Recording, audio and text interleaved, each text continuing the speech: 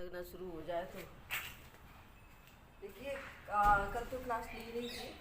परसों हमने जो पढ़ाया था वेदरिंग का पढ़ाया था, और वेदरिंग में मेरे 3 टाइप्स इसके बताए थे आपको। पहला था इसका आपका फिजिकल वाला फिजिकल वेदरिंग। दूसरा था आपका केमिकल,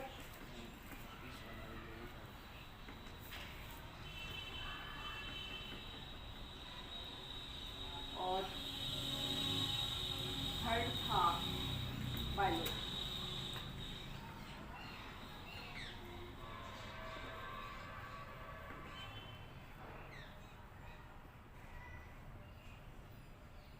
ये 3 थे। इसको फिजिकल को हम यांत्रिक भी बोलते हैं, मैकेनिकल, भौतिक। या जब इसमें क्या होता है कि जो आपकी फिजिकल कंडीशन होती है या क्लाइमेटिक फैक्टर होते हैं, उनके द्वारा जब चट्टानों का विघटन होता है, टूटती है, तो उसको फिजिकल वेदरिंग के अंतर्गत रखते हैं।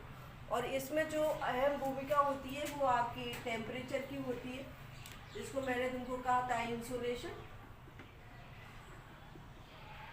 दूसरा आपका रेनफॉल। तीसरा आपका यहाँ पर प्रेशर भी मैं दे रही हूँ, कि प्रेशर से भी क्या होता है कि चट्टानों की परतें उखड़ जाती हैं। और इसका विंड का, और लास्ट आता है आपका तुषार का। तो इन सभी कारणों से जब किसी चट्टान का विघटन होता है, चट्टान टूटती है, तो उसे हम किसके अंतर्गत रखते हैं? भौतिक अपक्षय के अंतर्गत रखते हैं। मतलब किसी भौतिक कारणों द्वारा चट्टानों का अपनी जगह पर टूटना भौतिक अपक्षय कहलाता है। रासायनिक में क्या होता है कि रासायनिक में ये इन चीज़ों का रीजन तो होता है, लेकिन इसमें मुख्य रूप से गैसों का सहयोग होता है। हमारे वायुमंडल के जो निचली परत होती है, उस पर जो गैसें पाई जाती हैं, उस गैसों के परिणाम स्वरूप जब चट्टानों के खनिज गुणों में चेंज आ जाता है, तो वो आपका केमिकल वेदरिंग माना जाता है। और रासायनिक इसमें बायोलॉजिकल में पूरी तरह से आपके जो बायोलॉजिकल आस्पेक्ट होते हैं, जिसमें हमारी ह्यूमन बॉडीज भी आ जाती है। हम भी चट्टानों को विघटित करते रहते हैं, जैसे खनिज पदार्थों को निकालते हैं, तो या कोई उद्योग धंधा लगाते हैं, तो नीचे अंडरग्राउंड बनाते हैं, तो उससे क्या हम सतह को, नीचे की परत को हम खोखली करते जाते हैं। इससे क्या बहुत से जीव जंतु होते हैं, वो भी इसको अपक्षय करने में महत्वपूर्ण भूमिका निभाते हैं। और एनिमल्स है और आपके बैक्टीरिया, तो वेजिटेशन भी इसको प्रोवाइड करती है कि फिजिकल इसको अपक्षय को किस तरीके से किया जाए। तो ये सारे जो एस्पेक्ट होते हैं वो हमारे, तो ये 3 टाइप से वेदरिंग हो जाता है। तो सबसे पहले हम बात करते हैं फिजिकल वेदरिंग की, या हम कहते हैं भौतिक अपक्षय। तो भौतिक अपक्षय में जो महत्वपूर्ण भूमिका होती है, वो भूमिका आपकी टेम्परेचर की होती है। जितना अधिक टेम्परेचर डिपेंड करता है किसी चट्टान को, बहुत बड़ी चट्टानों को तोड़ने फोड़ने में सहयोग देता है, उतना अन्य किसी चीज़ का सहयोग नहीं होता। अगर हम रेनफॉल को भी लें, वर्षा को भी लें, तो वर्षा तभी इफ़ेक्ट करेगी जब उस पर टेम्परेचर का इफ़ेक्ट पड़ेगा। अगर टेम्परेचर इफेक्टेड नहीं होगा तो वर्षा भी उसको इतने अच्छे तरीके से उसको वेदरिंग करने में सहयोग नहीं करेगी। तो जो फिजिकल वेदरिंग होता है वो हमारा इन 5 रीजनों से होता है। तो सबसे पहले आता है आपका block disintegration due to temperature change, मतलब तापमान के द्वारा, ये लिखा दिया था कि ताप के द्वारा चट्टानों के बड़े बड़े टुकड़ों में विखंडन होना। मैंने कल एक एग्जाम्पल दिया था कि अगर कोई चट्टान बहुत ज़्यादा तप्त अवस्था में है, और तप्त अवस्था के बाद अगर हम उसका टेम्परेचर रिलीज कर देते हैं, पहले हमने इंक्रीज किया फिर हम उसको रिलीज कर देते हैं, तो क्या होता है कि जब चट्टानें गर्म होती हैं हाई टेम्परेचर पर, तो उनके जो कण होती हैं वो फैलते हैं, और जब फैलेंगे तो उनमें विस्तार हो जाएगा।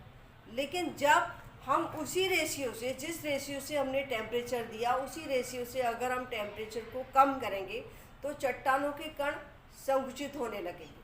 जब ये क्रिया बार बार होती है तो चट्टानें अपनी जगह पर टूट जाती हैं और विखंडित हो जाती है। तो इसमें क्या होती है कि बड़े बड़े शिलाखंड टूट करके अलग हो जाते हैं। यहाँ सरमथुरा के पास अगर आप जाओगे तो ये आपको देखने को मिल जाएगा, पूरे पत्थर के आपकी पूरी खदान यहाँ पूरे सरमथुरा में। तो वहाँ देखना कि टेम्परेचर सरमथुरा में ज़्यादा रहता है। दो एरिया ऐसे होते हैं, एक तो जो पथरीला क्षेत्र होता है वहाँ भी टेम्परेचर का जो इंक्रीज और डिक्रीज वाली स्थिति होती है वो ज़्यादा देखने को मिलती है। और एक आपका जहाँ सैंड एरिया होता है, क्योंकि पत्थर भी बहुत जल्दी शीघ्रता से गर्म हो जाता है और आपका ठंडा भी शीघ्रता से ही हो जाता है। इसी तरीके से सैंड बहुत जल्दी गर्म हो जाती है और बहुत जल्दी ठंड हो जाती है।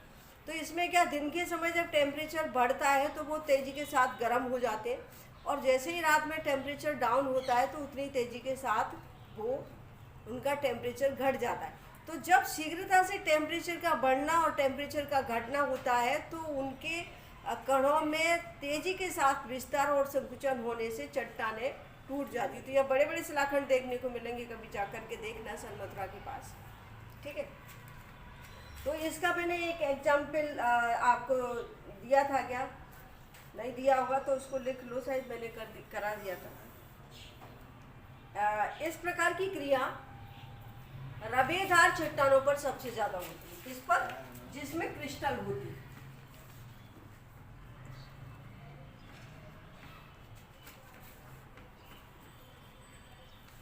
रवेदार चट्टानों पर ये क्रिया सबसे ज़्यादा होती है।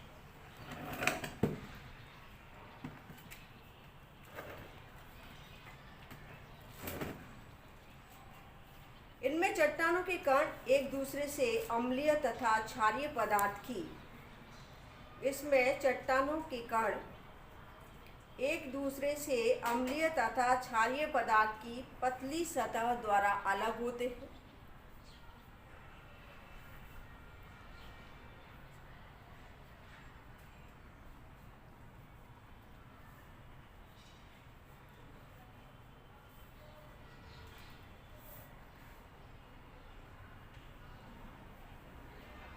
जिससे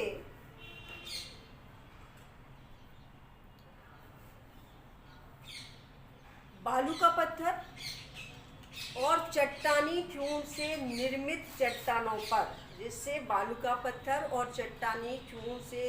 चट्टानों पर तापमान का प्रभाव नहीं हो पाता। तो ये जो रवेदार क्रिस्टल चट्टान होती है उस पर तो तापमान का प्रभाव होता है, ठीक है। और ऐसी चट्टानें जिसमें चट्टानी चूर्ण पाया जाता है, चट्टानी चूर्ण से निर्मित होती है, और वह जो क्या कहते हैं, जैसे आपका बालू का पत्थर है,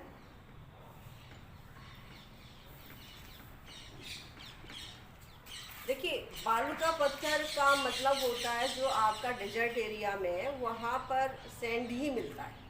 तो सैंड जब इकट्ठित हो जाता है, इकट्ठा बड़े बड़े टीले में बन जाता है, तो वो हमें उसे वहाँ पर हम सैंडस्टोन का नाम देंगे। यहाँ पर क्या होता है कि चट्टानी चूर्ण में यहाँ पर क्या है, बड़े बड़े शिलाखंडों का। तो यहाँ शिलाखंडों का मतलब नहीं है, क्योंकि ये जो बालू का पत्थर रॉक्स होती है वो टोटली सैंड से बनी होती है। तो अगर वे चट्टानें सैंड से बनी हुई है या किसी चट्टानी चूर्ण से बनी हुई है तो उस जगह आपका तापमान का इतना प्रभाव नहीं होगा। किसमें? ब्लॉक डिसइंटीग्रेशन में, खंडों को, चट्टानी टुकड़ों को तोड़ने में। तो चट्टानी टुकड़ों को तोड़ने में जो सबसे ज़्यादा इफेक्टेड जो रॉक्स होती है वो आपकी रवेदार चट्टान होती है, जिसमें हम ग्रेनाइट को भी ले सकते हैं। फॉर एग्जाम्पल क्या लिखा है तो नहीं होती है। इसके विपरीत वे चट्टानें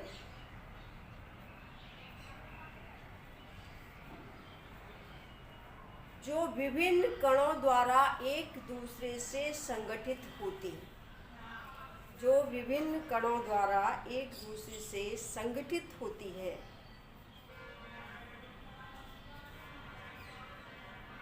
उन पर ताप का प्रभाव सर्वाधिक होता है।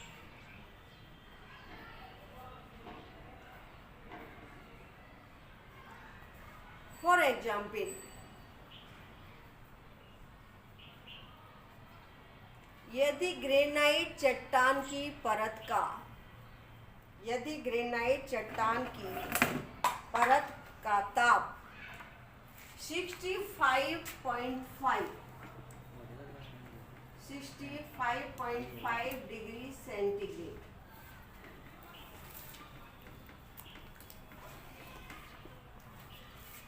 परत का ताप 65.5 डिग्री सेंटीग्रेड बढ़ा दिया जाए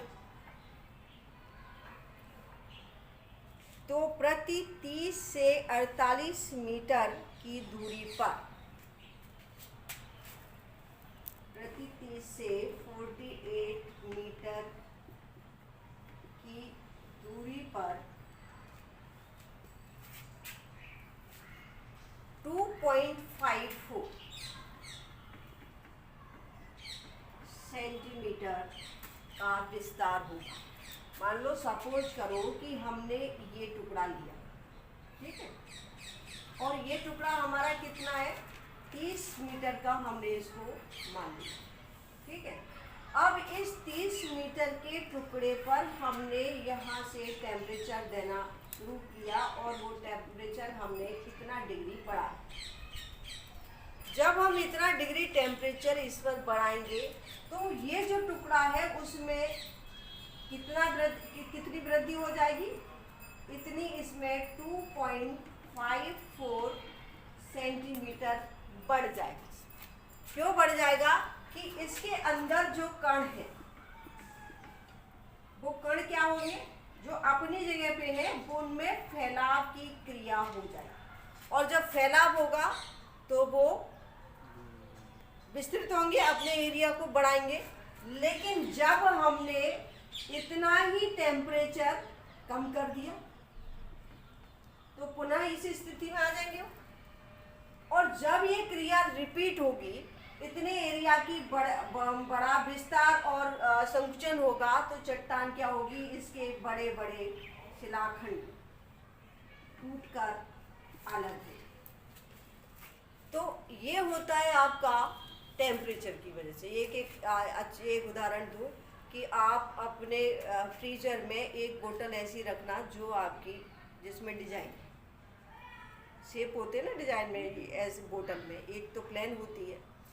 जब आप पूरा भर करके उसको फ्रीजर के अंदर रखोगी तो जब वो बोतल जम जाएगी तो जो आपका शेप था वो सारा का सारा शेप चेंज हो जाएगा। क्यों हो जाएगा कि हमने जब उसमें पानी भरा था तब उसका आयतन कम था, बोतल के हिसाब से हमने भर दिया, लेकिन जब हमने उसका टेम्परेचर डाउन कर दिया तो जब बर्फ रूप में वो पहुंचा तो उसने आयतन विस्तार कर दिया और आयतन विस्तार करने की वजह से वो जो पानी था वो जगह स्पेस बनाएगा और स्पेस बनाएगा तो जहाँ भी उसको जगह मिलेगी उस जगह को वो कवर करेगा। परिणाम क्या होगा, जब इस क्रिया को हम बार बार करेंगे, रखेंगे, वापस पिघलाएंगे, क्योंकि वो प्लास्टिक से बनी हुई है। अगर ये पत्थर वाली चीज़ होती तो शीघ्रता से हो जाती। जब हम इस क्रिया को बार